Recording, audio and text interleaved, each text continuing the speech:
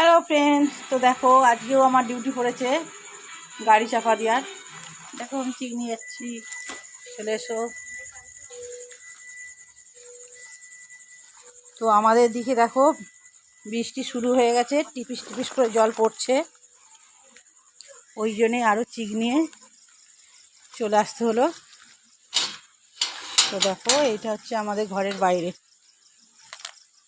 তো বাড়িটা এসে গেছি, আমাদের বাইরেটাতেও ল্যাম্প দিয়েছে একটা, তো দেখো দেখা যাচ্ছে। তো তোমাদের দাদাভাই এখানে আছে, ওইখানেই যাচ্ছি।